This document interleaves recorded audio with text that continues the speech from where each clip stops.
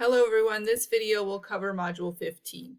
Module 15 is almost at the end of the semester. We are done writing the major essay assignments for the class, and now we are working on revision and reflection. This module will be open at the same time as Module 16, but you want to make sure that you're doing all of the work in order. Module 16 is the final for the class, and so once you're done with Module 15, you can just move straight into the final.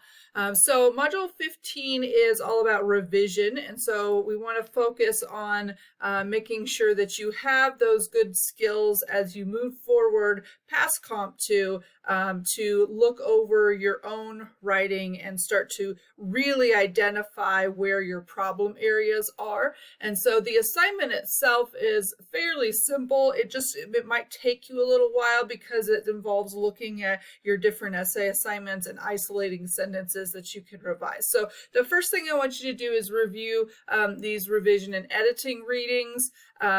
These are good places to go in your textbooks for different ideas of what to look for when you're writing after you have written something and starting to revise something. There's some different areas that you want to look at. And this is review from the class. So the assignment itself is to go back through your essays that have been graded and pick 20 errors that you have made to correct.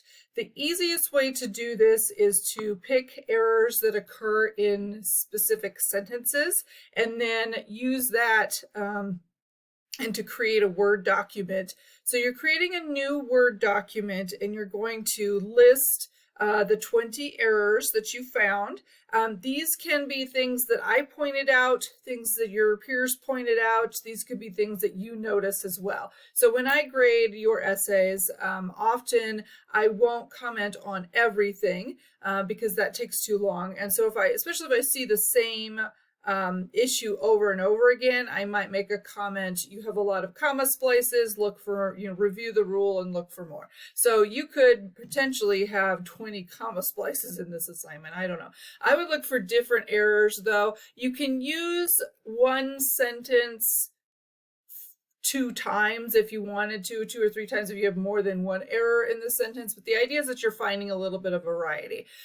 So basically what you're going to do is copy the original sentence into your Word document. If the error affects the entire paragraph, or if the error is something that did not exist to begin with, like you did not have a thesis statement or something, then you can just put, entire essay or doesn't exist for the original. Then you want to correct it or create it in the case of something that didn't exist, and then you want to explain what you did. So this is why the easiest thing to do is to look for editing errors. So missing punctuation, misspelled words, misused words, word choice issues, comma splices, fragments, run-ons, all of those things that are specific grammar rules, because then you just have the one sentence to put in there for the original, then it's pretty easy to correct, and then you can explain specifically what you corrected. If you can, find the rule in Rules for Writers. Rules for Writers is very well organized.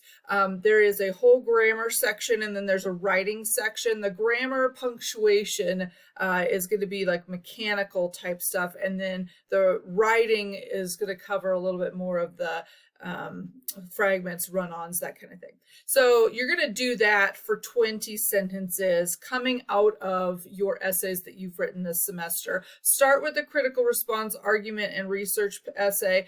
If you turned in the research essay late, you'll get feedback late and may have then trouble doing that part of the assignment, and you can certainly go look at the annotated bibliography if we want to. However, there's going to be fewer instructor comments in the bibliography, and so because I don't look as heavily at grammar, so the other 3 are the best bet. If you ran out of instructor comments, or if you did not submit one of these essays, then you can also use these exercise sentences and then just put your answer to those as one of your sentences. Total points 40, 2 points per corrected error. I am looking for 20 sentences. That's what I'm looking for. So when I grade this assignment, I go through and see, did you change 20 things?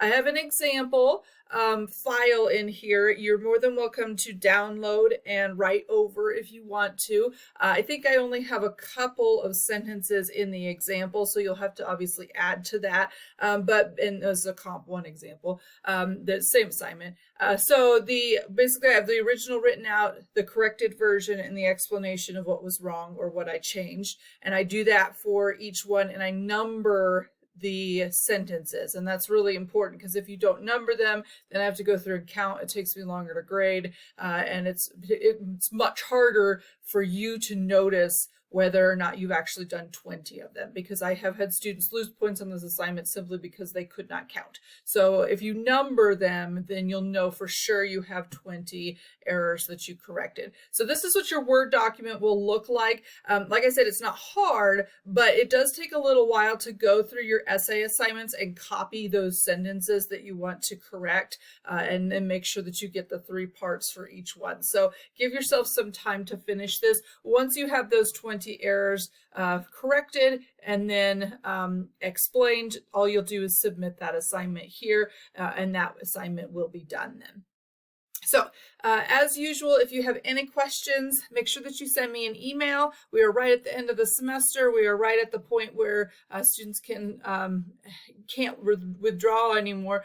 So make sure you're paying attention to your grade. If you have any issues, send me an email. Otherwise,